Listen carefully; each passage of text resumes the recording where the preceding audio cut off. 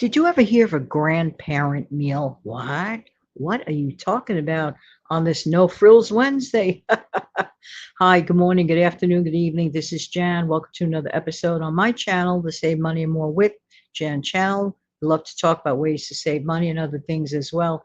Today we're going to talk about grandparenting meals. Not talking about food that you make for grandma and grandpa, but we could think of meals as grandparents to future meals. And I want to talk to you today specifically about making extra little meals for those days or nights when you are under the weather. Ho, ho, ho.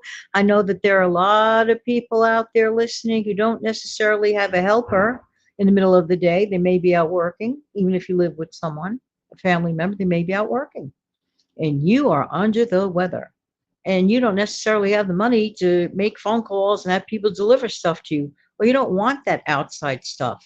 You want your own good old homemade stuff. So let's talk about the grandparent meal. Let's pretend you have a roast chicken. We'll call that grandma and grandpa. There are many things we could do with a chicken. A chicken is the best example, okay? There are so many moving parts to a chicken. Well, it's not going to be moving while you're eating it. That's for sure. I hope not. But the thing is this, we need to be very conservative about how we appreciate that meal in front of us. Sometimes I have seen things that really shock the living daylights out of me when people consider a bird finished with. I'm like, what? There are at least three more meals to go in my mind's eye, but of course I don't say anything. Although one time I did have the nerve and say, "Are you really done with that?" And they're like, "Yeah." They were ready to toss their big old bird out. I said, "I would be more than appreciative to take it home." They're like, "Here, they wrapped it up and said, 'Take it, Jan.'" I was like, "Yeah, I sure did use it." So I regenerated future meals from that one leftover bird. Imagine from, if it wasn't even from a leftover, but just from scratch. So that's an example of there are things that we could do. And if that's something you like, you take a meal when you're feeling great and put it away, put some leftovers away or regenerate it into a completely different meal. Have it handy.